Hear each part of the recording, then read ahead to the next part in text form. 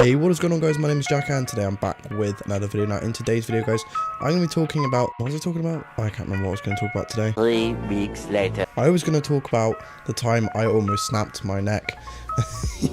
Not clickbait. So as you can tell, I'm still a bit ill. My face just looks like I want to die. And in today's life story, guys, we are talking about the time I almost snapped my neck. So we're going to go back about 4 years. I was in year 10 at school. In the UK, what we do is we get to school about 8:30, 8:45. We play football till about 10 to 9 o'clock. And then the bell will go to say that we've got to go to tutor. But I have tutor time. So tutor time is basically where between, I think it's like 9 and 9:15 or something like that. We'd go to this room where we'd be like a member of a house, and then the house would be split into different tutor groups, and in the tutor groups you'd have a tutor and tutees. I think it's tutees, like in other words, like that you'd have like your friends and like the teacher. You'd go over like the news like in the school or in the community. So say there was like, I don't know, a mass murder in the area, you'd go over that. I don't know, that's really weird. Like a mufti day, which is where you get to wear your own clothes to school, because in the UK obviously we have uniforms. So going back to before we go to tutor, me and a few friends, or like I say a few friends, about 30 of us, we'd all play football outside. And with the old gym, we had like the old gym here, and then the new gym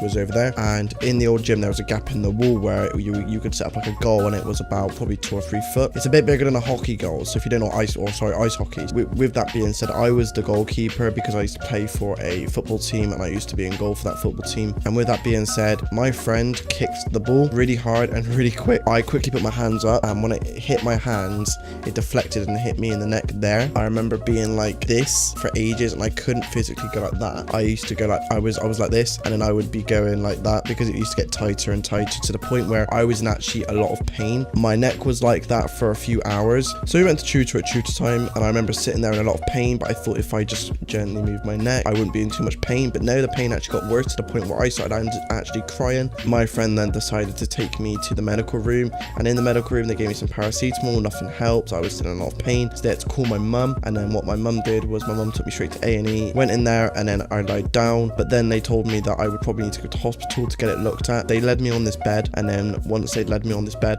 it's like when footballers get lifted off the pitch, you know, on that sort of bed when they're injured. It was like that. I had to go in an ambulance, and then we got to the hospital, and then there was like a long wait, because for whatever reason the NHS here in the UK is so busy all the time with a lack of staff and a lack of funding from the government. And I think I've seen about 3 different healthcare assistants come in, all sort of say the same thing, then go and never come back. So then there was a lot of frustration by me and a lot of waiting. And the worst bit was I needed to go to the toilet. I couldn't actually get up and move because I was in a lot of pain. I was in like a head restraint thing, and I could look only up, and I think that was it. My mum was with me at the time, and I had to pee, led down to pee in this long cylinder shaped thing. So you can imagine like trying to piss into a cup whilst you're led down without it going over you. It didn't end well. I think I managed to pee, because you're led down, you're not in a position where your body's ready to pee, and I get stage fright a lot. Therefore it was difficult to do that without me either pissing on myself or not being able to piss at all. I remember being able to finally piss, but it did take a long time for me to be able to do it. But someone, after probably about an hour to an hour and a half, did finally actually come and help me, did come and see me, took my blood pressure, helped me like get up and things like that, and gave me some exercises to do with my neck, and it really did help. However, it wasn't the nicest place, because you could hear loads of people like dying around you in pain, things like that, and it was just a horrible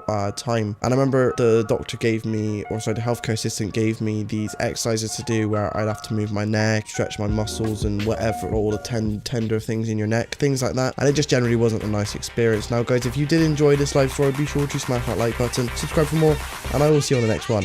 Peace.